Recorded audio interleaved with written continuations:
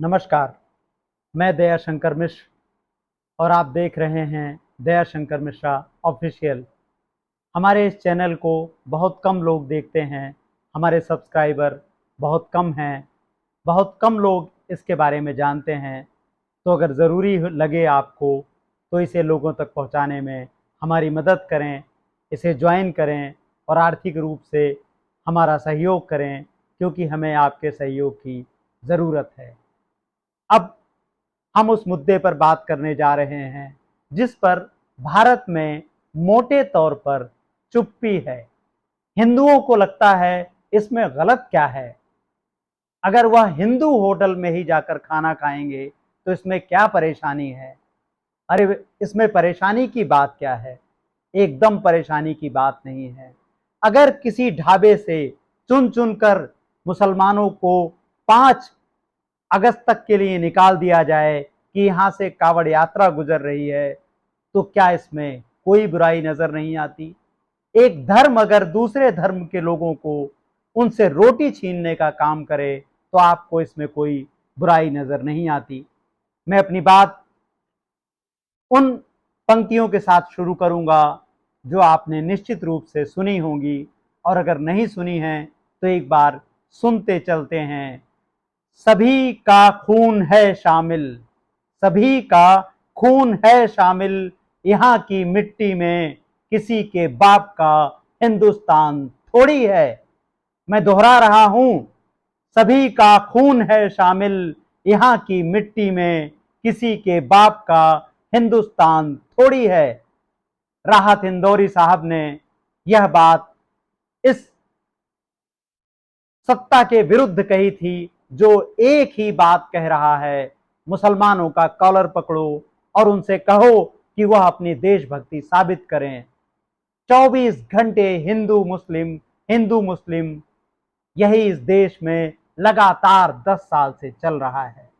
राहत इंदौरी साहब इस सब का विरोध करते हुए इस दुनिया को अलविदा कह गए, लेकिन उनकी जब यह पंक्तियां हम सुनते हैं तो हमें लगता है कि यह बात हिंदुओं को दोहरानी होगी, यह बात मुसलमानों के कहने की नहीं है, उनके बस की नहीं है। आपको उनके लिए आगे आना होगा। जैसे देश की आज़ादी की लड़ाई में हम मिलकर लड़े थे, जैसे हर मुश्किल वक्त में हम मिलकर लड़ते हैं, वैसे ही यह मिलकर लड़ने का वक्त है। उत्तर प्रदेश सरकार ने यह फैसला लिया है कि सहारनपुर रेंज, जहां से कावड़ यात्रियों का रास्ता गुजरता है, मुजफ्फरनगर, शामली, सहारनपुर, वहां सभी दुकानदारों को, चाहे वह कैसे भी दुकानदार हो, कितनी भी छोटी हो कितनी भी बड़ी हो, दुकान के सामने पोस्टर लगाकर बताना होगा उनका नाम क्या है। इसका लक्ष्य, इसका उद्देश्य है कि आप साफ साफ बताएं कि यह हिंदू की दुकान है या मुसलमान की दुकान है। पहली नजर में हिंदुओं को इससे कोई परेशानी होती हुई नहीं दिखती है। बड़ी संख्या में लोगों को लगता है कि इसमें बुराई क्या है। हमारे अनेक पढ़े लिखे दोस्तों ने, जब मैंने उनसे बात कर रहा था तो उन्होंने कहा कि अरे अगर शांति व्यवस्था बनी हुई है तो उसमें दिक्कत क्या है। वह उस सोच को नहीं पकड़ पा रहे हैं जिस सोच से आज से तकरीबन आप देखें कि लगभग लगभग 100 साल पहले या उसके आसपास जर्मनी में काम शुरू हुआ था। जावेद अख्तर साहब ने उस बात को हमें याद दिलाया है। मैं उनका बयान आपको पढ़कर सुनाता हूं। क्या कहा जावेद अख्तर साहब ने? उत्तर प्रदेश की मुजफ्फरनगर पुलिस ने कहा है कि एक खास यात्रा के रूट पर दुकानों, होटलों और यहां तक कि गाड़ियों पर उनके मालिकों के नाम स्पष्ट तौर पर लिखे होने चाहिए। क्यों? नाजी जर्मनी में खास दुकानों पर, मकानों के ऊपर एक निशान लगाया करते थे ताकि वह पहचान कर लें कि किस दुकान में आग लगानी है और किस दुकान में आग नहीं लगानी है। जर्मनी में जो सब कुछ हुआ, हमारे इस देश में बिल्कुल वही कहानी लिखी जा रही है। यहाँ तक कि नारे भी बिल्कुल वही हैं, हरकतें भी बिल्कुल वही हैं। कैसे? अब आप सुनिए कि 17 जुलाई को केंद्रीय मंत्री गिरिराज सिंह ने क्या कहा। पांचजन्य ने उनका बयान छापा है। आप जानते होंगे पांचजन्य आरएसएस संघ का एक मुखपत्र है, एक मैगजीन है। उसमें प्रकाशित उनके ट्विटर पर यानी एक्स पर प्रकाशित बयान को मैं आपको पढ़कर सुना रहा हूं। गिरिराज सिंह का बयान है, ध्यान से सुनिएगा। मुसलमानों को यहां रहने दिया गया, यह सबसे बड़ी गलती थी। जब देश का विभाजन धर्म के आधार पर हुआ था, फिर मुसलमानों को यहां क्यों रहने दिया गया। अगर उन्हें ब्रैकेट में मुसलमानों को यहां ना रहने दिया गया होता तो आज यह नौबत ही नहीं आती। केंद्रीय मंत्री का बयान है। गिरिराज सिंह केंद्रीय मंत्री हैं। इस संविधान को हमारे प्रधानमंत्री ने तीसरी बार प्रधानमंत्री पद की शपथ लेते समय माथे से लगाया था और उनके केंद्रीय मंत्री इस तरह की बात कर रहे हैं। क्या प्रधानमंत्री नरेंद्र मोदी इस पर कोई कार्यवाही करेंगे? प्रधानमंत्री नरेंद्र मोदी की कथनी और करनी का जो अंतर है, वही अंतर साफ साफ उनकी पूरी सरकार में दिखता है। आपको याद होगा, इसके 2 दिन पहले पश्चिम बंगाल में बीजेपी के नेता शुभेंदु अधिकारी कह रहे थे कि सबका विकास सबका साथ का नारा खत्म करो। सबका साथ सबका विकास के नारे का कोई अर्थ नहीं है। केवल उनका साथ, केवल उनका विकास जो हमारे साथ आएंगे। और अब गिरिराज सिंह का बयान, यह कैसे राजा हिंदुस्तानी की जिद है? ये कौन राजा हिंदुस्तानी बनना चाहता है? और इस राजा हिंदुस्तानी की सच्चाई क्या है, जिसके मन में संविधान के लिए कोई सम्मान नहीं है, जिसके मन में लोकतंत्र की कोई आस्था नहीं है, जो अपने चुनाव प्रचार का एजेंडा ही इस बात से शुरू करता है कि हिंदुओं से सब कुछ छीनकर मुसलमानों को दे दिया जाएगा। ये कैसा राजा हिंदुस्तानी है जो एक आजाद संवैधानिक लोकतांत्रिक देश को राजशाही में बदल देना चाहता है। लेकिन जब वो पकड़ा जाता है, जब उसकी चोरी पकड़ी जाती है और 303 से 240 पर राजा हिंदुस्तानी आ जाता है, तो वह राजा क्या करता है? वह संविधान को माथे पर लगाता है ताकि जनता को धोखा दे सके, ताकि दलितों, मुसलमानों और स्त्रियों, याद रखिएगा मेरी बात को, यह संविधान इन तीनों लोगों के लिए सबसे बड़ा कवच है। क्योंकि दलितों, मुसलमानों और स्त्रियों को राजशाही में कोई अधिकार नहीं है। दलितों को मानना ही नहीं जाता मनुष्य। मनुस्मृति और क्या कहती है? मनुस्मृति यही कहती है कि अगर एक कोई भी अपराध एक ब्राह्मण ने किया हो और एक दलित ने किया हो, तो ब्राह्मण को तो क्षमा किया जा सकता है, लेकिन दलित को क्षमा नहीं है, स्त्री को क्षमा नहीं है। उस मनुस्मृति को यह केंद्र सरकार, आपकी सरकार, जोड़ तोड़ से बनी सरकार, दिल्ली में कानून की पढ़ाई में शामिल कर रही है। और दिल्ली विश्वविद्यालय के लोग कह रहे हैं कि इसको शामिल करने से कोर्स में न्याय के विश्लेषण में मदद मिलेगी। यही न्याय चाहते हैं आप। आपका ध्यान भटकता रहे, इसलिए ऐसे प्रयोग बीच बीच में किए जाते हैं कि कांवड़ यात्रा जब गुजरेगी तो उन इलाकों में साफ साफ बताना होगा कि कौन हिंदू कौन मुसलमान। आज अमर उजाला में एक रिपोर्ट प्रकाशित हुई है जिसमें बताया गया है कि जिन रास्तों से यह यात्रा गुजरती है, कांवड़ यात्रा, उनमें 30 से 40% तक मुसलमान हैं। इंडियन एक्सप्रेस में भी यह रिपोर्ट है। इंडियन एक्सप्रेस ने लिखा है कि 30 से 40% मुसलमान इन रास्तों पर अपना काम करते हैं, अपनी दुकानें लगाते हैं। उन सभी का क्या होगा?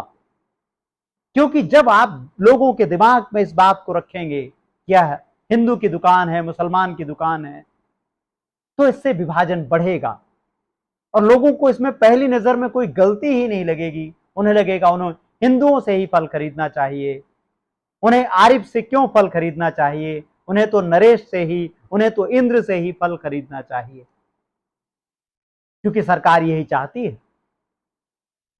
और आप हमेशा जानते हैं, हमेशा से जानते हैं कि कांवड़ यात्रा के दौरान किस तरह से उपद्रव होते हैं, किस तरह की हिंसा की घटनाएं सामने आती हैं। अब किसी भी दुकान को चुना जा सकता है हिंसा के लिए, मामूली से मामूली विवाद को हवा दी जा सकती है और पूरा प्रशासन लग जाएगा उसको कवर करने में। इसी से जुड़ी हुई एक और महत्वपूर्ण बात, रेड माइक के लिए इस पूरे मामले को कवर करते हुए पत्रकार सौरभ शुक्ला ने एक स्थानीय ढाबा चलाने वाले व्यक्ति का इंटरव्यू किया है और उन्होंने बताया है कि उनके ढाबे से मुस्लिम कुक और सहायक समेत 4 कर्मचारियों को निकालना पड़ा है, क्योंकि प्रशासन ने आकर कहा कि इनको आप निकालिए अगली 5 तारीख तक, जब तक कांवड़ यात्रा संपन्न ना हो जाए। उनके यहां लंबे समय से यह लोग काम कर रहे थे, जिसमें एक मैनेजर भी है जो मुसलमान है। अब जब तक कांवड़ यात्रा चलेगी, क्या वह घर बैठेंगे, और घर बैठेंगे तो उनकी रोटी कैसे पलटेगी, उनकी भुखमरी का जिम्मेदार कौन होगा? यह कैसा प्रशासन है, यह कैसी सोच है जो आपके दिमाग को जहरीला बना रही है? जब उस ढाबे के मालिक से सौरभ शुक्ला पूछते हैं कि क्या कभी इसके पहले भी इसकी नौबत आई, तो वह जवाब देते हैं कि हम पिछली बार से ही सुन रहे थे कि ऐसा कोई आदेश आने वाला है। इस तरह से प्रचार तंत्र काम करता है और एक माहौल बनाता है मुसलमानों के लिए। क्या यह सजा दी जा रही है कि उत्तर प्रदेश में कैसे सीटें कम हो गई, उत्तर प्रदेश में बीजेपी की भारी पराजय हुई, तो क्या यह इसकी सजा नागरिकों को दी जा रही है? आप फैसला कीजिए कि इसके पीछे की सच्चाई क्या है।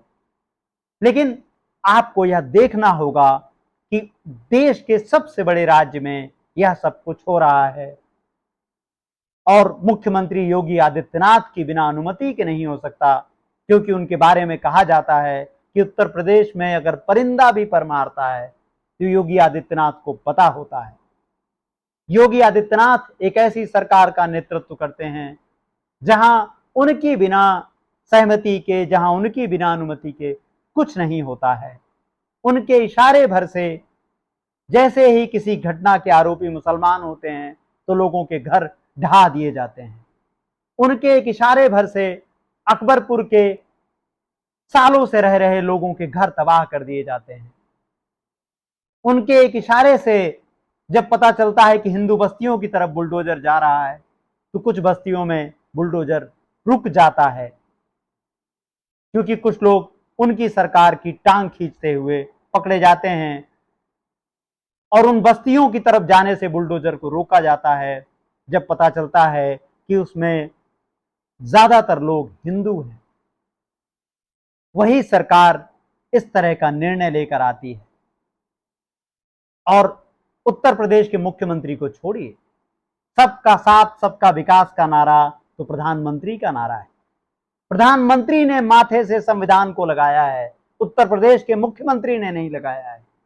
इसलिए प्रधानमंत्री का दायित्व है कि वह ऐसे अविवेकी निर्णय को रोकें। कांग्रेस ने इस फैसले की आलोचना की है।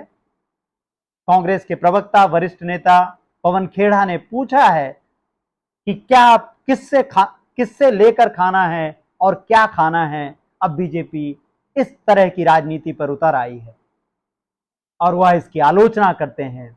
अखिलेश यादव ने ट्विटर पर लिखा है, सपा सुप्रीमो और सांसद अखिलेश यादव लिखते हैं कि नाम से क्या फर्क पड़ता है। सांसद